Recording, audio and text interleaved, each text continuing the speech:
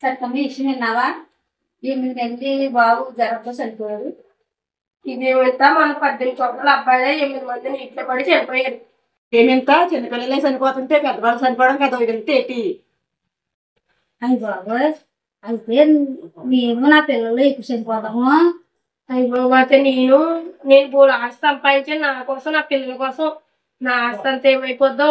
వదినా, నా ఆస్తి నా పొలాలు ఏమైపోతాయో. మీ మాటలు వింటే నాకు చాలా వస్తుంది. ఈ ప్రపంచంలో వాళ్ళ ప్రాణాలు పోతున్నాయని అందరూ బాధపడుతుంటే మీరు మాత్రం మీ ఆస్తుల కోసం, మీ డబ్బు కోసం బాధపడుతున్నారు. డబ్బు శాశ్వతమా మనకి? ఇక్కడ మన ప్రాణమే శాశ్వతం కాదు. అలాంటి మనకి ఇక్కడ డబ్బులు శాశ్వతమా? ఏ శాశ్వతం? ఏం సంపాదించాడు, ఏం పట్టుకెళ్ళాలి? లావణ్య, ఈ క్వశ్చన్ ఆన్సర్ చేస్తాను.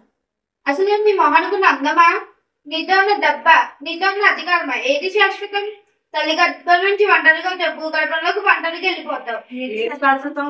ఏది శాశ్వతం? ఏ శాశ్వతం అంటే మనిషికున్న గడువులో 50 సంవత్సరాలైనా, 10 సంవత్సరాలైనా, 5 సంవత్సరాలైనా తన పుట్టిన నుంచి మరణించిన వరకు చేసుకున్న మంచి లేదా చెడు కార్యాలు అవే శాశ్వతం.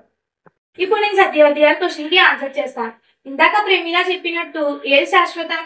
మంచి చెడు. ఏం సంపాదించాలి? మంచి చెడు. కాబట్టి శాశ్వతమో దాన్నే సంపాదించాలి, దానికోసమే సమయాన్ని వెచ్చించాలి.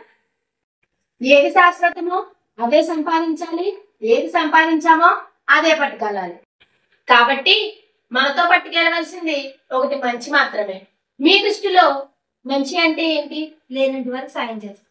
పక్కింట్లో ఏమని అడిగితే ఎవరు? పేదవాడిని భోజనం పెట్టు. మీరు చెప్పినవన్నీ మంచి పనులే, కానీ మంచి పనిలోకి వెళ్ళిన మంచి పని ఒకటి ఉంది. అదేంటో మీకు తెలుసా? ఏంటది? మనల్ని పుట్టించిన దేవుణ్ణి యథార్థంగా గుర్తించాలి. ఆయన అవ్యక్తుడు, జనన మరణాలకు అతీతుడిగా గుర్తించాలి. ఆ మంచి పనులతోనే స్టార్ట్ అవుతాయి మిగతా అన్ని మంచి పనులు కూడా. అక్క, భగవద్గీతలో ఈ విధంగా ఉంది: ఫలాపేక్ష లేకుండా మంచి పనులు చేయడం. బైబిల్లో ఇలా ఉంది: మంచి పనులు చేయడంలో అలసిపోకుందుము, తగిన కాలంలో పంట కోయదుము. అలాగే ఖురాన్ లో కూడా దేవుడు నిజంగా మంచి పనులు చేసే వారితో ఉంటాడు అని ఉంది. వదిన, మనం మంచి పనులు మాత్రమే చెయ్యాలి, ఎందుకంటే అవే శాశ్వతం కాబట్టి. వదినా, మనం సంపాదించవలసింది మంచి ఏమన్నా మరణానికి వయసుతో సంబంధం లేదు కదా వదినా. వదినా, మనం పట్టుకెళ్ళవలసింది మంచే వదినా.